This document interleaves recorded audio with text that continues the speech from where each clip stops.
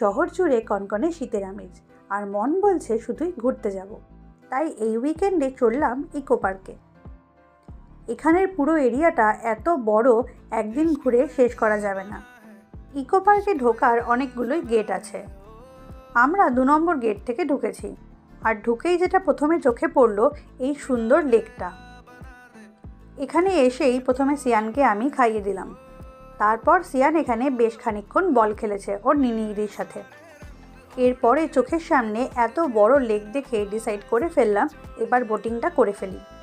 Eco পার্কের এই লেকে বোটিং করার অনেকগুলো অপশন আছে। এখানে paddle boating, speed boat, shikara অনেক কিছুই অ্যাভেলেবেল। এর মধ্যে আমরা আজকে করলাম স্পিড বোটিং। আমি তো ভেবেছিলাম সিয়ান ভয় পাবে, কিন্তু একদমই না, সিয়ান খুবই এনজয় করেছে। স্পিড বোট থেকে পুরো লেক আর আশেপাশের ভিউটা ছিল অসাধারণ।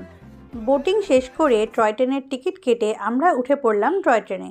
এই রাইডটা 40 থেকে 45 মিনিটসের মতো ছিল। ইকো পার্কের যে লেকে আমরা বোটিং করলাম তারই চারপাশ থেকে ইকো পার্কটা ঘুরিয়ে দেখানো হবে এই রাইডে।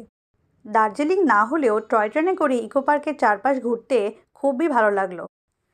আজকে ইকো পার্কে এসে আমরা যতটুকু কভার করতে পেরেছি সবটাই আপনাদের সঙ্গে শেয়ার করলাম। এছাড়াও এখানে দেখার মতো আরও অনেক কিছু আছে। Rain forest, organic farm, deer park, cafe, restaurant, মিষ্টি হাব ও আরও অনেক কিছু। সিয়ানকে নিয়ে আসবো আরেকদিন ডিয়ার পার্ক দেখাতে।